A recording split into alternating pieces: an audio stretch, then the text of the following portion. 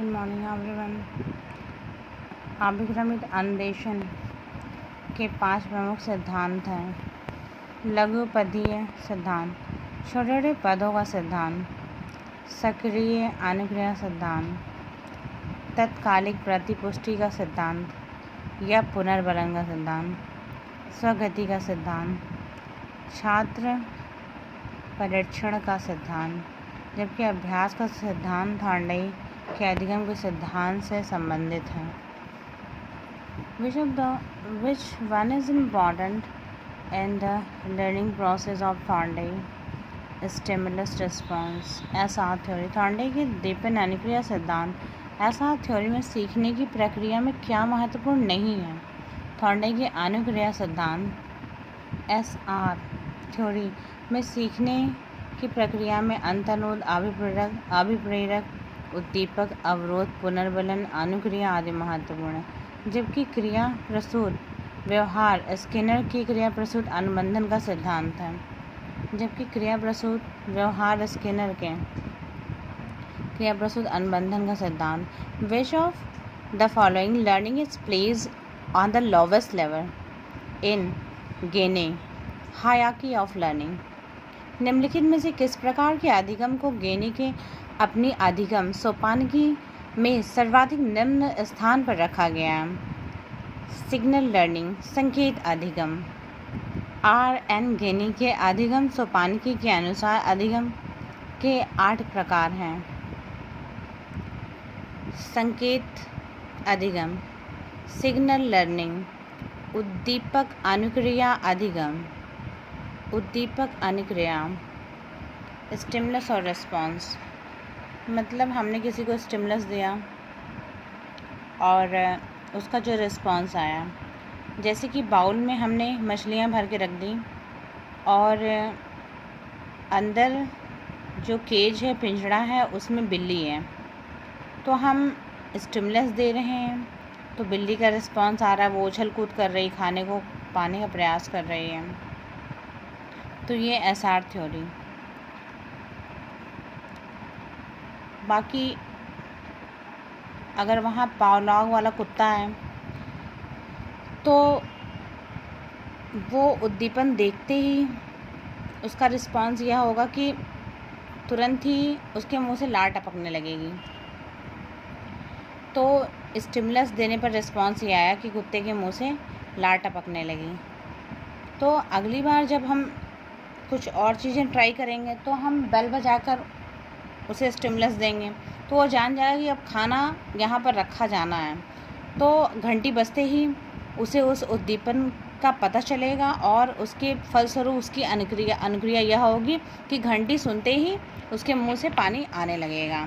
पावलॉग के कुत्ते के जो एक्सपेरिमेंट पावलॉग जी ने अपने कुत्ते पर किया था, उसे पिंजरे में केज में रखकर तो कई तरह की कंडीशनिंग की गई थी।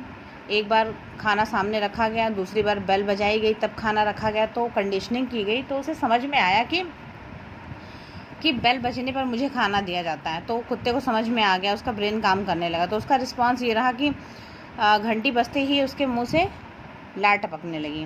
पहले खाना देखकर लार टपकती थी, अब घंटी बजने पर लार टपकती है। तो इस तरह से हम समझ रहे हैं जब कंडीशनिंग की जा रही है तो उसका स्टिमुलस दिया जाने पर, उसे उद्दीपक दिया जाने पर उसका रिस्पॉन्स कुछ डिफरेंट होगा। चेन लर्निंग, श्रृंखला में हम सीखते हैं। अब ये संकेत अधिगम, सिग्नल लर्निंग, जैसे कि कोई सिग्नल दिया जा रहा है तो ये सिग्नल लर्निंग हम इशारों के द्वारा बता रहे हैं, सिग्नल से लर्न हो रहा है। फिर चेन लर्निंग, इस तरह से श्रृंखला में लोग लर्न करते हैं या जिन पर भी हम एक्सपेरिमेंट कर रहे हैं। वर्बल लर्निंग, शाब्दिक अधिगम, बहु विभेदन अधिगम, मल्टीपल डिस्क्रिमिनेशन लर्निंग, संप्रत्यय अधिगम, कॉन्सेप्ट लर्निंग, सिद्धांत अधिगम, प्रिंसिपल लर्निंग, समस्या समाधान अधिगम, प्रॉब्लम सॉल्विंग लर्निंग। तो ये गेने के 8 अधिगम के सोपानकी के प्रकार हैं, इसके द्वारा लर्निंग की जाती है। चलिए कुछ और क्वेश्चन देखते हैं। मंदित मना या मानसिक रूप से मंद बालकों को शिक्षित करने के लिए विशेष रूप से प्रशिक्षित अध्यापकों के द्वारा संचालन विशिष्ट कक्षाओं में व्यवस्था करनी चाहिए। ऐसे शिक्षा का प्रशिक्षण का उद्देश्य उनके दैनिक जीवन में आने वाली व्यक्तिगत, सामाजिक और आर्थिक आवश्यकताओं की पूर्ति करने के लिए उन्हें तैयार किया था। इन सब के लिए व्यक्तिगत अनुदेशन की आवश्यकता होती है और उन्हें व्यक्तिगत रूप से शिक्षित या प्रशिक्षित कर सकें। संप्रेषण एक क्रिया है जो दो या दो से अधिक व्यक्तियों के मध्य घटित होती है। इसके मध्य से अभिवृद्धियों, इच्छाओं, आदर्शों, सूचनाओं इत्यादि का आदान प्रदान होता है। संप्रेषण के घटक: प्रेषक, संदेश ग्राही, अंतःक्रिया, माध्यम, प्रतिपुष्टि। तो क्या है? मीडियम। माध्यम को मीडियम बोलते हैं। अंतःक्रिया का मतलब इंटरैक्शन, फीडबैक का मतलब प्रतिपुष्टि हिंदी में, रीइंफोर्समेंट का मतलब पुनर्बलन। तो आर से मतलब है कि रीइंफोर्समेंट मतलब पुनर्बलन दिया जाना। आर का मतलब रिएक्शन भी होता है। स्टिमुलस और उसका रिस्पॉन्स, यहाँ पर आर का मतलब रिस्पॉन्स है, स्टिमुलस एस का मतलब स्टिमुलस है, मतलब उद्दीपन दिया जाना, कुछ एडिशन ऐसा किया जाना कि उसे लगे जिस भी जीव जंतु के साथ आप रिसर्च एक्सपेरिमेंट कर रहे हैं उसे स्टिमुलस दिया जाना, उद्दीपन दिया जाना। जैसे कि बाउल में मछली रख देना या डॉग के सामने नॉनवेज का रख देना। इस तरह से हम स्टिमुलस दे रहे हैं, उसका रिस्पांस हम पा रहे हैं। तो यहाँ पर आर का मतलब रीइंफोर्समेंट से, पुनर्बलन से है। यथोचित शरीर का संचालन, हाथ पांव, भाव भंगिमा का प्रयोग करें, भावों का केंद्रीकरण करें, स्वरों में उतार चढ़ाव, मौन, शिक्षक शिक्षिका शिक्षार्थी का वार्तालाप। छात्रों का ध्यान आकर्षण करने के लिए ध्यान को पाठ में लगाए रखने के शिक्षक को अपने व्यवहार में जानबूझकर परिवर्तन लाना पड़ता है, उसे उद्दीपन परिवर्तन कौशल कहते हैं। देखिए यहाँ पर भी उद्दीपन दिया जा रहा है, स्टिमुलस दिया जा रहा है। यथोचित शरीर का संचालन करना, भाव भंगिमा का प्रयोग करना, भावों का केंद्रीकरण करना, स्वरों में उतार चढ़ाव करना, कुछ समय के लिए मौन रहना, शिक्षक शिक्षार्थियों के बीच वार्तालाप में परिवर्तन करना। तो इस तरह से हम पा रहे हैं कि कई स्टेजेस से होकर ये जो एजुकेशन है, शिक्षण प्रोसेस है, जब एक शिक्षक क्लास में पढ़ाता है तो जो एजुकेशन दिए जाने का प्रोसेस है वो कई स्तरों से होकर गुजरता है।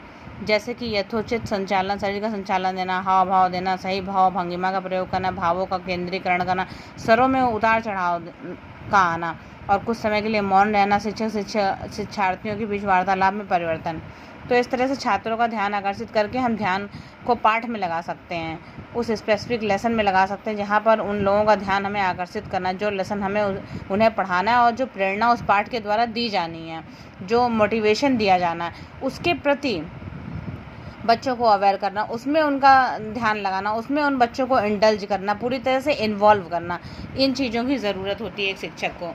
ऐसा नहीं कि बस क्लास में आए और हम लेक्चर विधि को स्टार्ट कर दिए, व्याख्यान देना शुरू कर दिए और हम सत्यनारायण भगवान की कथा की तरह शुरू हो गए और हमारी कथा का भी अंत ही नहीं हो रही। भले ही बच्चों को समझ में आ रहा है या नहीं आ रहा है, वो बैठ के आपस में पीछे बात कर रहे हैं, उस पर भी हमारा फोकस नहीं है।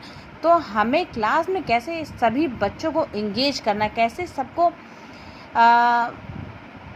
एक क्लास को बांध देना, उस विचारधारा के साथ बांध देना जिस विचारधारा में हम ओतप्रोत हो रहे हैं, पूरी क्लास को उसमें इंटरेस्ट आने लगे। कुछ इस तरह से शिक्षण कार्य किया जाना है।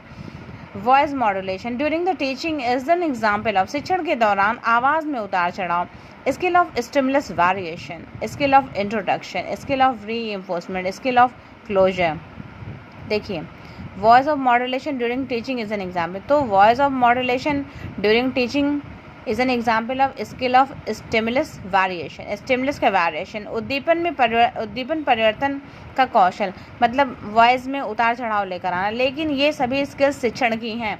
एजुकेशन जो शिक्षण प्रणाली को हम शुरू करते हैं और हम क्लास में शिक्षा देते हैं, उसके दौरान इन सभी स्किल्स का प्रयोग किया जाता है। Skill of introduction, skill of reinforcement, skill of closure. तो ये सभी स्किल्स का हमें प्रयोग में लाना है।